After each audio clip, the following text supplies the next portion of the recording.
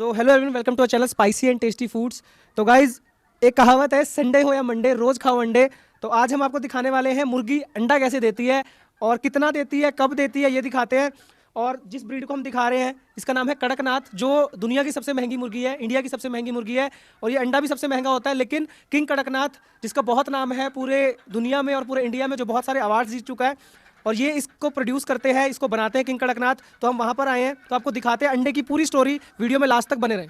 Ma'am, अंडा veg है या नॉन वेज है? सर, अंडा 101% प्योर वेज में आता है। वो कैसे आता है सर? मुर्गी पूरे ब्रह्मांड में एक ऐसा जीव है जिसको अपना एग प्रोड्यूस करने के लिए मेल रिक्वायरमेंट नहीं है। मुर्गी को मेल की ज़रूरत नहीं है अपना एग प्रोड्यूस करने के लिए। जैसे आप कनेक्ट कर सकते हैं इसको, लेडीज़ को हर 28 डेज़ बाद मेंस्ट्रुएशन होते हैं, पीरियड जिसको हम कहते हैं। तो ऐसे ही मुर्गी को 24 घंटे बाद या 24.5 घंटे बाद वो एज ए पीरियड उसका एग आता है। अगर मुर्गा उसके कांटेक्ट में होता है तभी वो एग फर्टिलाइज्ड होता है, अदरवाइज वो एग अनफर्टिलाइज्ड होता है। मतलब उस एग में कोई भी जान नहीं होती। It's kind of period. वो मुर्गी का एक पीरियड है जो उसने इतने घंटे बाद, हर मुर्गी के हिसाब से, जैसे कड़कनाथ की मुर्गी 72 घंटों बाद एक अंडा देती है, उसका साइकिल है। जैसे लेडी का 28 दिन के बाद है, ऐसे मुर्गी का कुछ घंटों बाद है, जिसका 24 घंटे 24.5 घंटे से साइकिल स्टार्ट हो जाता है। तो इसी कारण से वो अंडा प्योर वेज होता है, क्योंकि उस अंडे में बच्चा नहीं होता जब तक मुर्गा उस मुर्गी के कांटेक्ट में नहीं आता। तो आप उस अंडे को बेनिश्चिंत होकर खा सकते हैं। तो हम लोग आ चुके हैं गुरविंदर चीमा साहब के पास, जो इस अंडे में जो इन्होंने कलाकारी की है उसके मालिक हैं। तो सर, एक चीज़ है कि अंडा तो मुर्गी देती है, लेकिन आप कैसे कहते हो कि मेरा अंडा पूरी दुनिया के अंडे से अलग है? प्रत्यक्ष को प्रमाण की जरूरत नहीं होती। मैं आपको आज इन 3-4 एग का एक ऐसा डेमो देने वाला हूं जिससे 1 सेकंड से पहले आपको आइडिया होगा कि ये एग दूसरे एग से कैसे डिफरेंट है और इसकी जो लुक, टेस्ट और स्मेल और एग से कैसे डिफरेंट है। तो छोटा सा स्टार्ट करते हैं कि ये बेसिकली एक कड़कनाथ का एग है, जो कि एक फार्मी बर्ड है और हमने इसको जंगल से लाए हैं और फार्म पर लाकर पालना शुरू कर दिया। तो इसको हम फार्मी बर्ड बना चुके हैं। इसके अंदर 80% ये जो बर्ड है अनाज के अलावा ये खाता है आपका हरा चारा, जिसमें पालक, मेथी, सरसों, बरसीम, चौलाई, बथुआ और बहुत सारी ऐसी वेजिटेबल्स जो आपके किचन वेस्ट से बच जाती हैं, ये सब वो बर्ड खाता है। इसके अलावा इनको हम बहुत सारी जड़ी बूटियाँ देते हैं। द मोमेंट मैं इस एग को ब्रेक करता हूँ, आम अंडे की तरह इसका जो यॉक का कलर है, जो प्रोटीन का कलर है, वो आपके सामने है। क्योंकि अब ये जंगल का बर्ड फार्मी बर्ड की तरह पलना शुरू हो गया है, तो इसका रंग और इसका जो बाकी चीज़ें हैं वो हूबहू वैसी ही हैं जैसे कि एक आम बर्ड की होती है। इसके वजह में जो दूसरा अंडा है, ये हमारा हर्बल अंडा है। यहाँ पर 60% ग्रेन के साथ हम इसको 40% ग्रीन और हर्ब्स दे रहे हैं। द मोमेंट हम इसे कच्ची हल्दी, गेंदा, सूरजमुखी के फूल, अश्वगंधा, मोरिंगा, अजोला, इस तरह की जड़ी बूटियाँ खिलाते हैं और जैसे ही इसको ब्रेक करते हैं, इसका अंदर जो अंडे का कलर है वो ऑल टुगेदर डिफरेंट हो जाता है और वो येलो से कन्वर्ट होकर लाइट ऑरेंज या एक डिफरेंट कलर का कलर आ जाता है, जो कि दिखा रहा है कि जो अंडे की न्यूट्रिशन वैल्यू है, जो एग का यॉक है, वो जितना डार्कर होगा उसका न्यूट्रिशन वैल्यू उतना अच्छा होगा।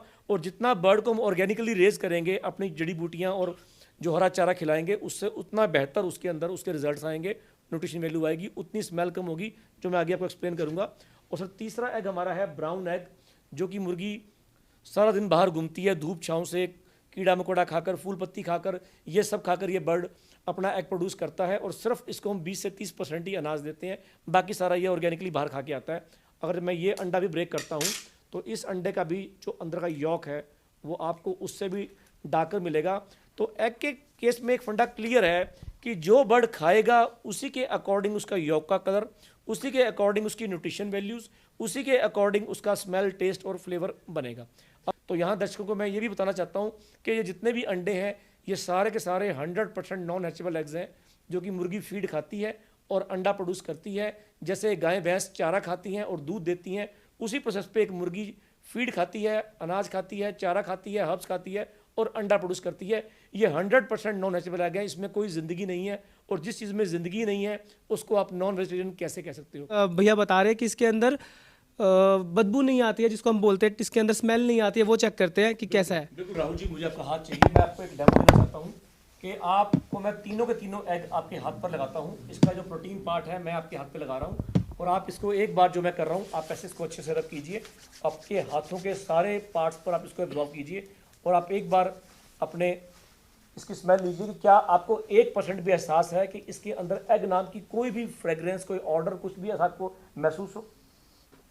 मुझे तो कुछ भी फील नहीं हो रहा। एग्जैक्टली जैसे पानी अपने हाथ पर हम लगाते हैं, एग्जैक्टली यही पार्ट नहीं, कुछ तो होना चाहिए, कुछ भी नहीं हो सर रहा। वो इसीलिए नहीं है बिकॉज जब हम मुर्गी को एक ट्रेडिशनल तरीके के अलावा जब हम पोल्ट्री को एक ऐसा आयाम देंगे जहां पर हरा चारा, फ्री रेंज, और बर्ड को एनवायरनमेंट मिलेगा, धूप छांव मिलेगी, बर्ड को हर्ब्स मिलेंगी, तो सबसे पहले जो उसके अंदर का डीप पाउडर है इस तरह की स्मेल नहीं आएगी। और ऐसे ही उसका जो एब्जॉर्प्शन है, आप इवन चेक कीजिए कि आपके हाथ पे अंडा लगा है पर कहीं से भी आपके हाथ पर उस तरह का कोई भी चिपचिपाहट नहीं आता।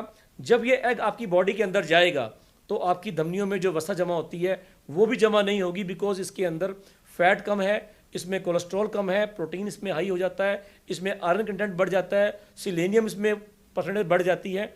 तो ये आम अंडा ना होकर एक रिसर्च बेस्ड अंडा है जिसमें हम मुर्गी को सिर्फ अनाज ना खिलाकर ग्रीन और हर्ब्स देकर इसको डिफरेंट वे से ग्रो करते हैं। और ये एक ओपन चैलेंज है कि कोई भी आदमी अगर ये क्लेम नहीं कर सकता कि हमारे एग के टेस्ट में, क्वालिटी में, ऑर्डर के अंदर कहीं भी कोई खामी नहीं है, 1% भी स्मेल नहीं आती हमारे एग के अंदर, तो जो भी एगिटेरियंस हैं, जो एग लवर्स हैं, उनके लिए अब अंडा का जो वो पार्ट, जो नेगेटिव पार्ट था, वो अब पॉजिटिव बन चुका है। कोई भी अगर हैन हाउस और किंग कड़कनाथ का एग इंटेक करेगा तो बनने के बाद और बनने से पहले दोनों ही केस में ये ओपन चैलेंज है कि उसे किसी भी तरह का कोई भी बैड ऑर्डर महसूस नहीं होगा।